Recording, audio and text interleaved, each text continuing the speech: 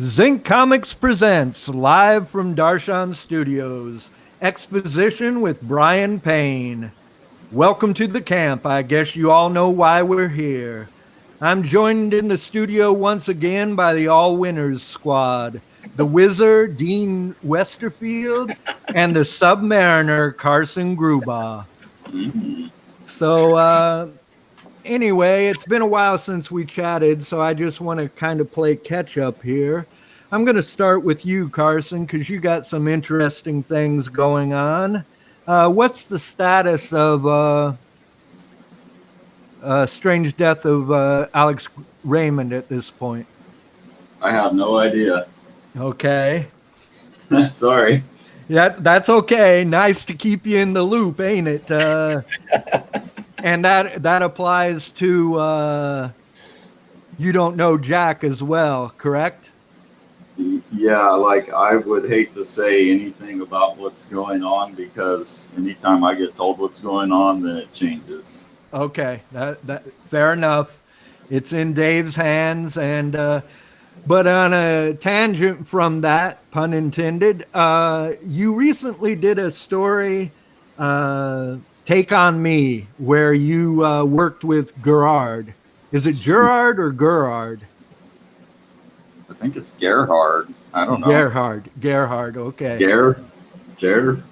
I don't know. I always wanted to say it like the name Gerard, but I know that ain't right. But anyway, I've heard Gerhard too. Yeah. Gerhard. Okay. Yeah. I have like no inside info on if that's correct. I'm pretty sure I've heard Dave say it that way though. Yeah, Okay. I think that's the way it's said. I know Jeff has met Dave Sim and Gerhard, and that's the way Jeff says it, but who knows? For the purposes of this program, we'll stick with Gerhard. Okay. Anyway, tell us a little bit about working with him and how that story Take on Me came about. Brian Coppola, who's a huge collector of original Cerebus artwork, he commissioned me to do a pinup for him that had some Cerebus and some You Don't Know Jack and some Strange Death of Alex Raymond stuff in it. And then he thought that getting like Dave's two artistic collaborators together would be an interesting project. And it was kind of his brainchild. And yeah, the story, basically Brian wrote the story, and then I just said, okay, I'm going to get paid to work with Gerhard. Like, okay, like that's something I never even thought. You know, there's certain dreams you have where you're like, oh yeah, I would love for that to happen, and it's cool if it happens. And there's other ones that are kind of so out there that you wouldn't even bother to think of it. And then so getting to work with Gerhard was like one of those, something you never even thought could happen. So I jumped all over that. And you worked with him in the same capacity that Dave Sim did. You drew the figures, and he drew the backgrounds, correct? Yeah, I basically just drew myself. Well, I did the backgrounds on the opening sequence. You know, if you've seen the story, there's like the aha moment type of thing where I get knocked into the comic world. So before we go into the comic world, I'm in my classroom where I teach, and that artwork I did the backgrounds on. Okay. But once we go into Cerebus land, Darshan, I don't know how you pronounce that either. Then that's all Gerhard doing the backgrounds behind my figures. Now, who did the lettering then? I did that. Okay, so which is why it's so bad. It looked good to me, but you know, my standards might not be the same as yours. You're a professional. But that was really a cool project. And like you say, you know, that's really a dream come true, I'm sure. And it was really cool to think that I know you somewhat and to see you working in that capacity. And it really turned out nice, I think. And I like the whole Oz type feel where you are, and I guess aha, you know, where you do enter into Cerebus land. And another thing, we miss you on Facebook because I can't talk to you and rant in your ear as much as I do with my bad typing. But I've been following your YouTube channel, and you've been doing these interesting straight to ink gestural type drawings. Could you talk a little bit about that? Yeah, that's a project I'm doing on Instagram. It's called Dick Pics because I'm illustrating the dictionary. So dictionary Dick Pics. I just wanted a reason to have an account called Dick Pics, I guess. But I'm just once. Well, I shouldn't say once a day, but I'm searching every word in the dictionary on Google Images and then just drawing whatever the first thing is that comes up. The ones that you're seeing on YouTube is when it's something actually worth looking at. A lot of them are just like a logo or something like that. It's not very interesting. But if it's an interesting drawing where it's like showing off my abilities, then I've been putting up the full video of that on Instagram. There's like compressed time-lapse videos that get compressed down to under a minute, so they'll post on Instagram. And I post one of those a day, so I'll be doing that until I get all the way through the dictionary or die. Well, watching you do your inking just like, makes me want to give up, but it also inspires me. So it's like a double-edged sword. And like I said, watching you hatch with a brush straight to ink, and you also, I always think you're going to smudge it. I'm like, watch out, Carson. But you explained that it's like a certain type of paper and a quick drying ink. So there's no danger of that, or at least not as much as normal. But I enjoy watching them. And I also enjoy like pretending what music you're listening to, because you always got your earbuds in, but we never hear what you're listening to, because you say you don't want to get into copyright issues. So I always imagine it's 60s bubblegum, but that's just me, And this makes for a good transition into what you're doing, Dean. Giggling? Like a schoolboy. But you are still working on the jazz book, I'm sure. Yes. In fact, I know you are. But you also go to more jazz gigs than anyone I know.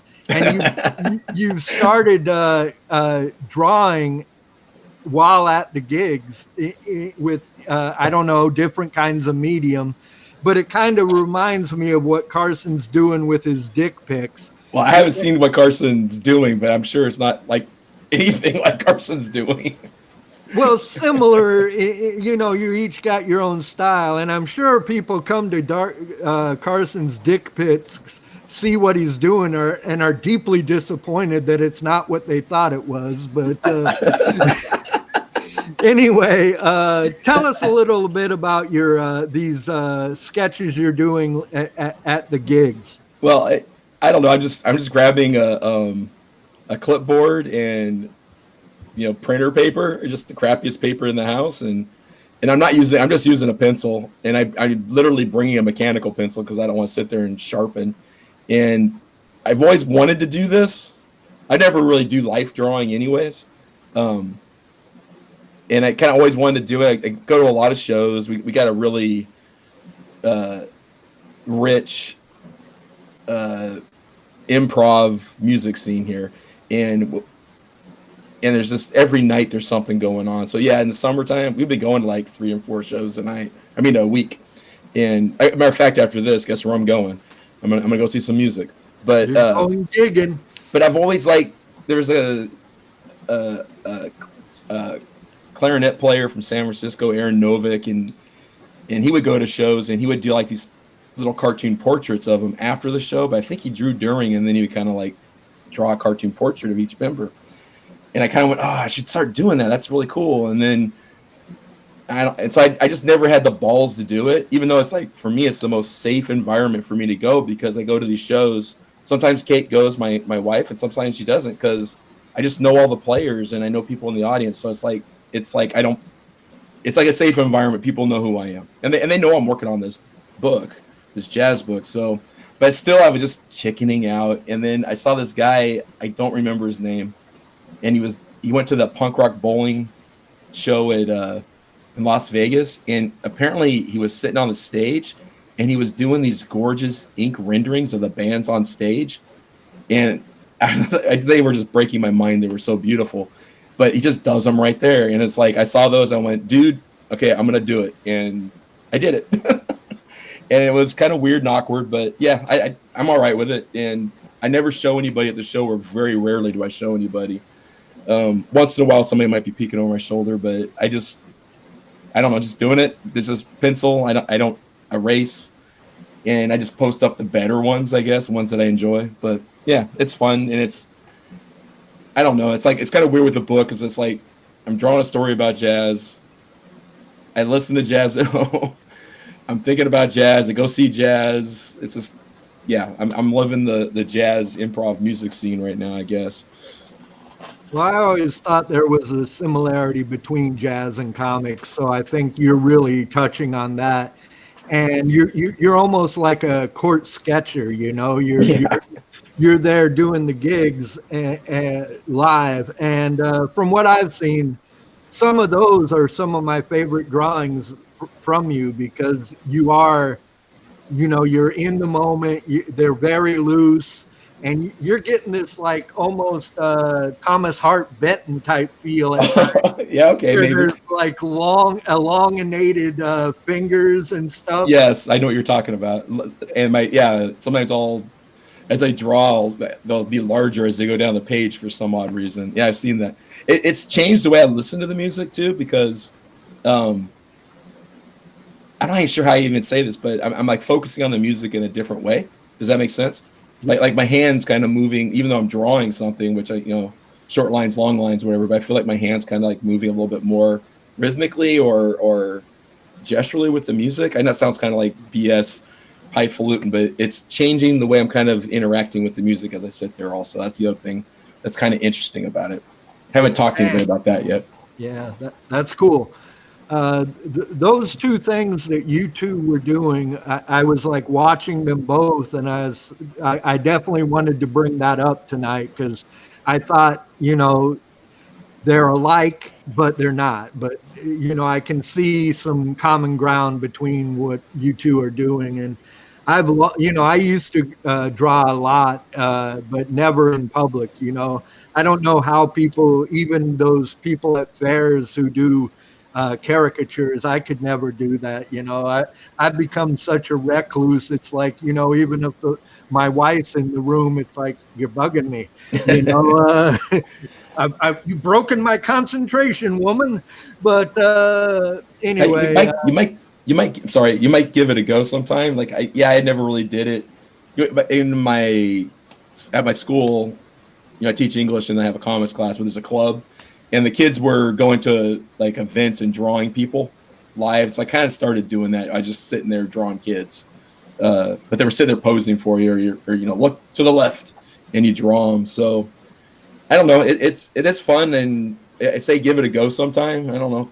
Get a blanket and go to a swap meet and say free drawings. Go for it. When your students are taking their tests, a lot of times you do these pen and ink ink pen drawings that you post. I really like them too, because again, they have this like looseness that, I can only aspire to.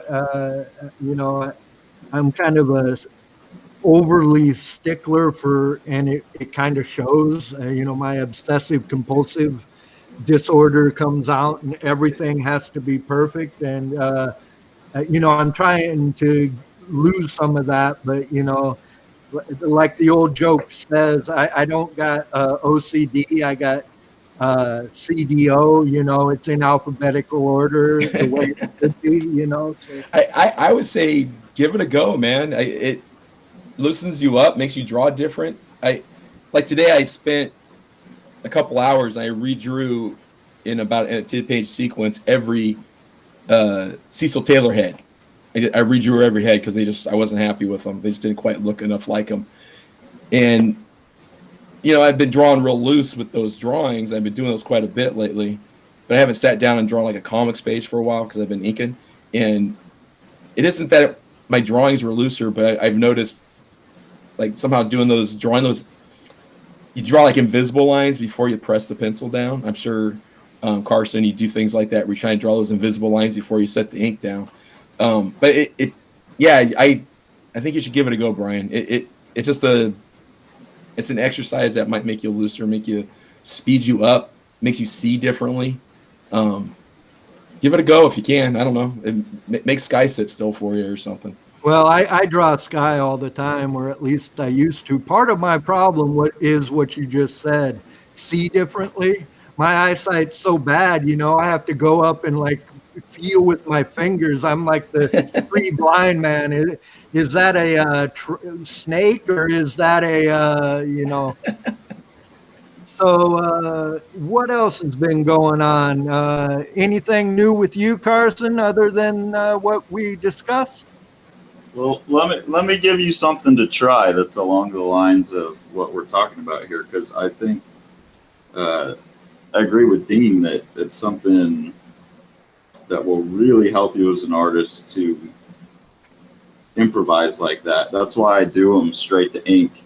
There's no go backsies, and it's a project that, if I screw one up, oh well, it's part of a huge ongoing thing. So you take all that OCD pressure off of yourself, and you quit drawing the stuff, and you just learn to trust your system, so you don't get in your own way. And so, and an assignment that I give my students always at the beginning of every semester, the first thing we do, and you're talking about having bad eyesight. So something that totally makes you rely on your system is just get an object, or even better, have Sky bring you an object after your eyes are closed.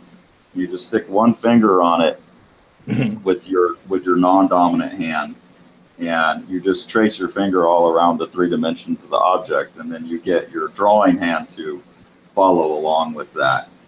So you're drawing totally by touch, and that starts to synchronize your sense of drawing back to your sense of touch. And then it slowly, eventually you open your eyes, and you're trying to think about your eyes like a finger, or your eyes like a sense of touch, rather than a photographic type of image where it's like, okay, that's a picture of this, and I'm going to render it, and it's all its details. It's like, no, you free up your hand-eye coordination, basically.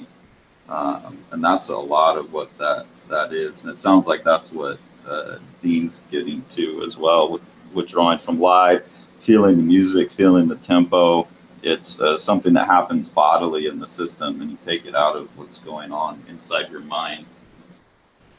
That's an interesting idea, and I may give it a try, because that's about where I'm at eyesight-wise anyway. So, when I'm currently inking, and I basically have to feel the grooves with my fingers and say, okay, there's that line. It ain't quite that bad, but I definitely have noticed that my declining eyesight is becoming problematic. And I don't know how people, I know reading glasses help, but to me, and some people use magnifying glasses, like jewelers. But to me, that presents another problem that I've never been able to get over. But do you, either of you keep sketchbooks? I don't have no, not really. I have a sketchbook that I use to do my layouts in, but my sketchbooks have been those that cheapo Xerox paper lately. And that was the other thing I was going to mention, that drawing on cheap paper for me made everything so like mentally disposable. Like if I was drawing, okay, I would like to hear what Carson has to say about this, but if I was drawing these in a sketchbook, would I have to look at them for the rest of my life? I would hate drawing in it. I like drawing on these loose pieces of paper because I throw them away, and I don't keep them, and they're disposable. And so I'm not attached to any of the drawings. I take a picture of the few, and so I have a sketchbook online, I guess. But doing it on cheap paper freed me up a lot. If I was drawing on nice paper, I'd feel like I had some kind of duty to that paper. I don't know, but no, I really don't keep a sketchbook other than what I do for my layouts. And I've been drawing on cardboard, those cardboard drawings. I guess those are kind of my sketchbook lately, but no, I don't keep anything formal, even though I encourage all my students to do so. Carson, I bet you got the best sketchbooks in the universe. No, not at all. No. I don't ever sketch. Well, I shouldn't say that. Like, I do it, apparently. I do it. I'm never aware of it. It's just something that happens, and then, like, it's always after I move and I'm going through boxes, I'll find all these papers like, wow, these are a bunch of cool sketches. But it's not something that I do. I'm doing a finished piece, or I'm not doing it. The only time I kept a sketchbook was a similar thing to the Dick Pics project, where I was letting Wikipedia generate a topic, and then I would draw that topic, and for whatever reason I wanted that all in one book. But the Dick Pics is probably the closest I get to sketch, and those are all just on some kind of printer paper I bought. I have a similar. Sorry, Carson, I didn't mean to cut you off there. In terms of like generating imagery in sketchbooks, like no. Oh no, I was just saying in terms of like sitting around and generating ideas, or it's like formal sketching practice. I don't do that. I just, I wake up and I've got a painting to work on, or it's usually some finished project. I always buy a new sketchbook, and then like Dean, I'm like, well, if I'm drawing in this, it's got to be good. You think of Robert Crumb's sketchbook, and you're like, well, I can't do that. And so I would always, when we went out to dinner and stuff, I would draw on the placemats or on napkins. Mm-hmm. And I'd always doodle on typing paper and stuff around the house, and I'd toss them in the trash. But my wife started like saying no and grabbing them and keeping all these sketches in a file. And then you look through that file, and there's some pretty good stuff in there that I would have just tossed. But it's a whole nother style from what I do in my comics. And, in some ways, it's my best stuff. So I owe my wife for keeping that stuff. But, I don't know how many napkins she has in this file, but that seems to be my go-to in restaurants. I'll draw on this napkin. And when we were living in Hopi Land, I would draw on these on their placemats at this restaurant, and I would leave them behind as tips for the waitress. And then I came in one time. Okay, Pablo Picasso. Yeah, I came in one time. Well, I gave them no too, always 20%.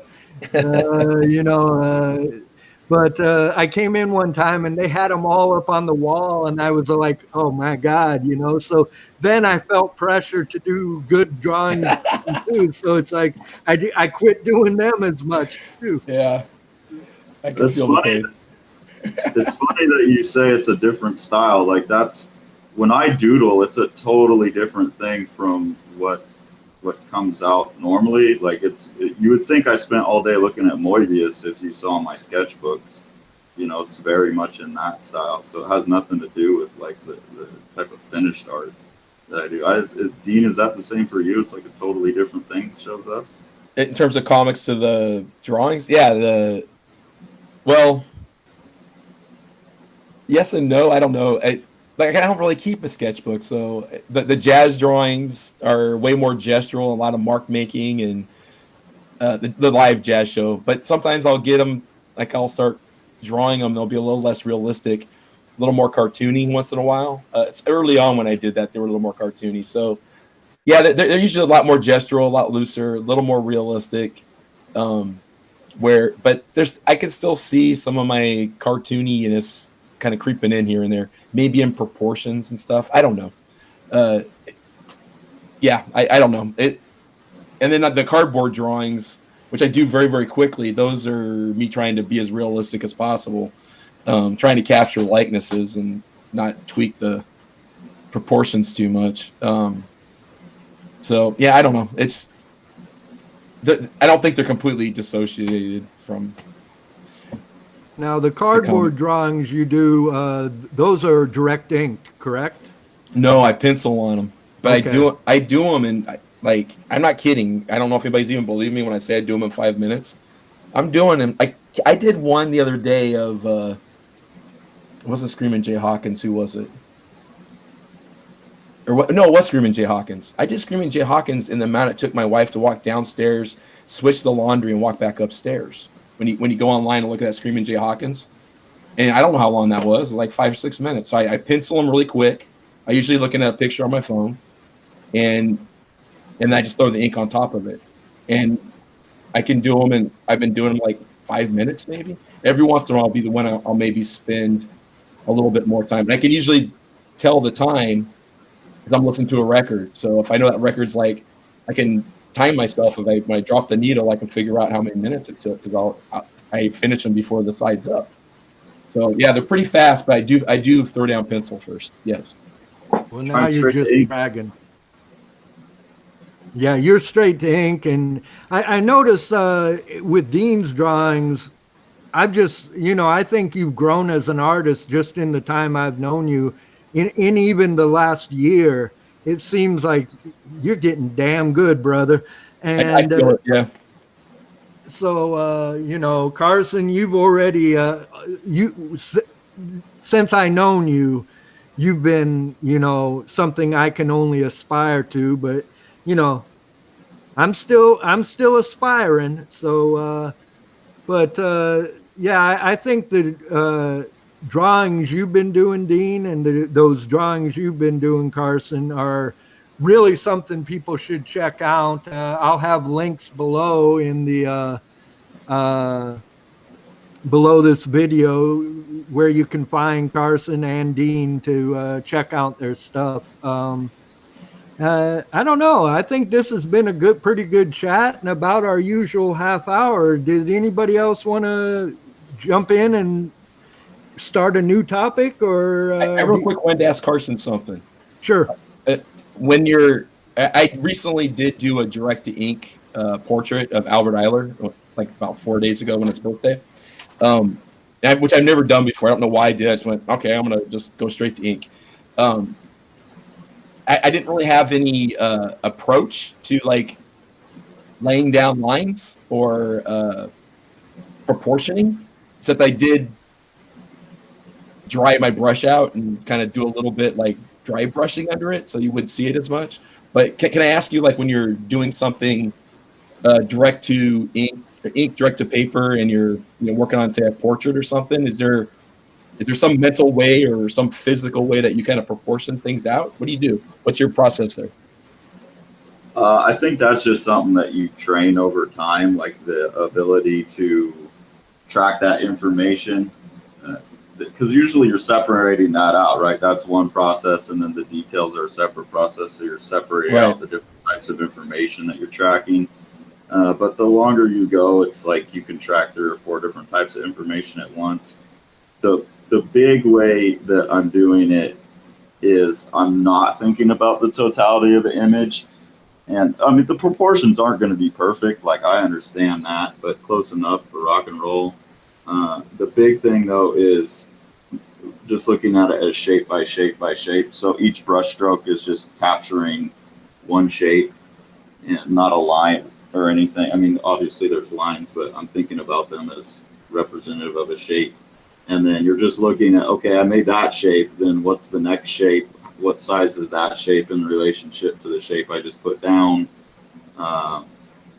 So are you starting, when you say a shape, are you mean like drawing like a feature, like you start with a mouth and work the shapes spiraling out from that mouth shape? Or do you mean like shapes as in like under drawing or the holistic shapes? Like, what do you mean by shapes? Oh, just like, yeah, any feature, a shadow, shape of a shadow, just whatever shape I can make with one stroke of the brush. And then proportion off of that. Yeah, and then it's just like, okay, there's another shape that plugs into that one or next to that one, and it's about so far away. So you just start tracking all the structural proportional stuff on the fly, and I guess I've done enough of it that like, you got to do that kind of stuff with intent at first, and then eventually the process becomes like a subconscious thing, and then you can focus on the higher level stuff, like, just what how they all relate to each other. I don't know. It becomes automated. That's the best way. I don't know. Maybe yeah, if you the shape by shape is validating, I guess, because I think that's what I did. I started with a shadow in the corner of the eye and kind of spun off of it. So that is kind of validating. And then I was like, I would get those basic shape in there, and then I would and then I would knock the ink off my brush, and with a dry brush, start thinking a little bit more about proportions, or drop a dot to see the proportions are right or whatever. So yeah, that's making sense to me. Thank you. Yeah. And I think the more you do it, the less you'll have to do. It sounds like you're kind of doing an under sketch with the brush, or you're, like you said, you're creating a dot, like an anchor point. Instead of doing the dot, you'll just do whatever features at the anchor point where the dot is. You'll just put that in there, because the confidence will build. Like, hey, I did this once and it worked out. And, so like eventually you just get this attitude of like, I don't know, it'll be close enough, whatever. I'll have to do more direct ink brush to paper. The one I did, I liked it quite a bit. It wasn't perfect, but I got the likeness. I just overworked it a little bit, but yeah. All right, I'll have to keep going with that. Thank you. Yeah, I think it's the best thing anyone could do. Likenesses are pretty difficult, because that's like any one little proportion off could be pretty wacky. I don't think if I draw famous people, they come out with like where you'd be like, oh yeah, that was that guy. But it looks like a real person, so that's where you get like, who cares? Yeah, but my likeness rate, I don't know what the percentage is, but it's definitely gone up. I've even done, like in my comic, I was showing some guy at a show pencils, and I just had like my Instagram. I never show whole pages on the Instagram, and I was flipping them. He's like, he was naming off the people. I was like, yes. Oh, that feels so good. Oh yeah, he recognized Charlie Parker, and Charlie Parker isn't exactly like a real distinctive face, and it's like, oh hell yeah. I was so happy. I would be through the moon. If I'm doing likenesses, I'm like tracing that shit in Photoshop first. Well, these were semi-cartoon. Well, they weren't even that cartoony, but yeah, that was the other thing. All this sketchbooking stuff or live sketching has been helping with the likenesses quite a bit for whatever reason, and they're just coming out better. A couple months ago, I haven't inked it yet, but I drew the John Coltrane funeral, and on one page, I drew like 15. People in the audience of famous players, and I looked at that thing, I was like, fuck yeah, I got them. I was like so happy that I got all those likenesses on one page. So yeah, it's helped. Yeah, practice. That's the trouble with likenesses. If you get 4 of them right, you get one wrong and it throws it all off. So when you can do it all on one page, that's really great. Yep. And I suggest you watch Carson's direct to ink videos on his YouTube channel. I see when you start off, Carson, I'm like, what's he doing? And then it starts coming together. And to me, it's like watching a high wire act, I'm like, boy, he's really gotten himself into a corner here. Oh, and he scores, it's like, it's really fun to watch them come together live like that in video. Yeah, they probably make no sense at first, because I'm usually starting just like on the left and moving to the right-ish.